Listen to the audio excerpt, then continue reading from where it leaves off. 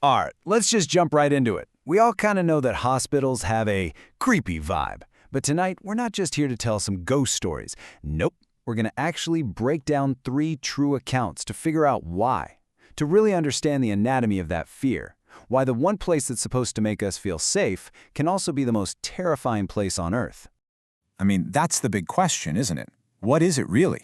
Is it just the sterile smell? That feeling of being so vulnerable? Or is there something deeper going on? We're about to find out exactly what makes these places the perfect breeding ground for horror. And this slide just lays it out perfectly. A hospital is a total paradox. On one hand, it's all about healing, recovery, life. But on the other hand, it's a place built around sickness, vulnerability, and, well, death. You go there expecting to be safe, but to do that, you have to give up all your control. And that conflict, right there, is where the fear starts to grow. So, our first story throws us headfirst into that very conflict. This comes from a young nurse whose patient starts seeing something terrifying, and then it starts bleeding into the real world. Okay, so picture this. It's the middle of the night, the dreaded graveyard shift. We have a young, probably exhausted nurse, and she's working in the Alzheimer's ward. One of her patients, a woman named Lena, just can't settle down. She's agitated, she's scared, because she says there's a man, dressed all in black, just lurking in the corner of her room.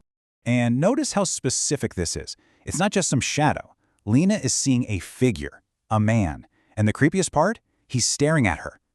The nurse, of course, does her job. She tries to soothe her, tells her she's safe, and figures it's just part of her condition. But you know that image stuck with her. So a little later that same night, the nurse is totally alone. She's in a small, quiet little linen room stocking a cart. And then it happens. Something real, something physical. She feels a hand clamp down on her shoulder. She whips around, lets out a scream, and there's nobody there. Absolutely no one.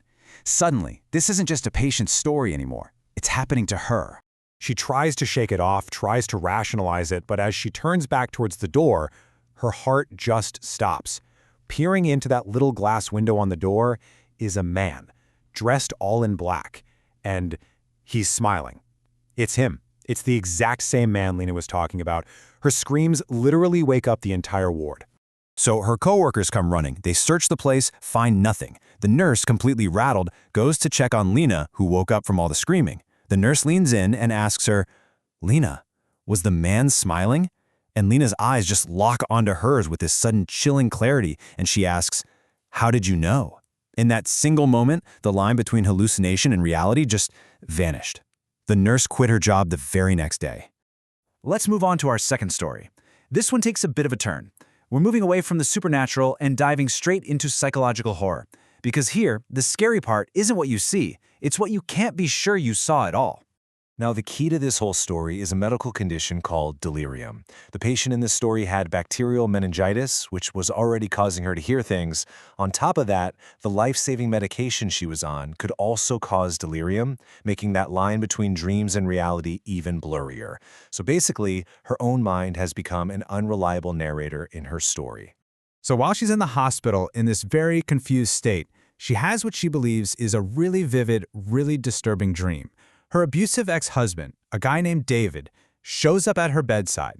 In the dream, he pats her head, says he's glad she's okay, and then he just starts ranting about how much he hates her current husband and wants to kill him. The next morning, she kind of laughs it off and mentions the weird dream she had to her nurse. And the nurse's response is absolutely bone-chilling. She says that someone who claimed to be her cousin, a man named David, did in fact visit her late last night. And just like that, it wasn't a dream anymore. Those awful, threatening words she heard, they might have been real. And this right here is where the real horror sets in. She later confronts her ex, and he completely denies it. He says, "No, I was just there to check on you. You must have been hearing things in your sleep." So, was it the delirium? Was the medication twisting his words into something sinister? Or was he a real, tangible threat, using her vulnerable state as the perfect cover? She will never, ever know for sure. Okay, for our last story, we are leaving the supernatural and the psychological completely behind. This one is about something much more immediate. This is about pure physical danger. And it all kicks off with, of all things, a Tinder date. So, a guy matches with a girl, and for a first date, she suggests they go explore this huge, abandoned hospital on the edge of town. At night.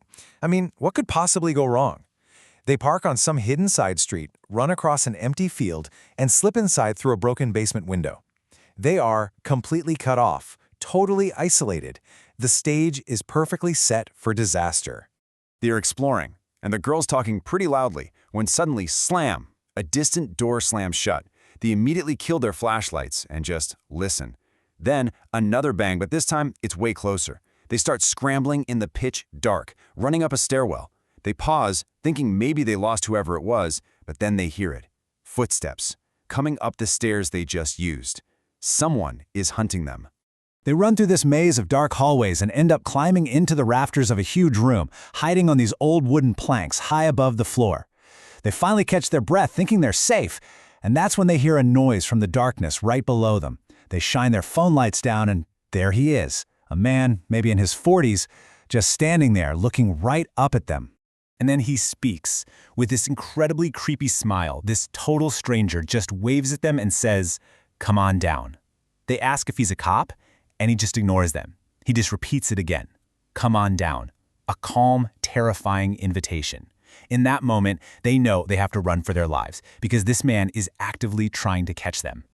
Okay, so we've had a supernatural entity, a psychological predator, and a very real physical threat.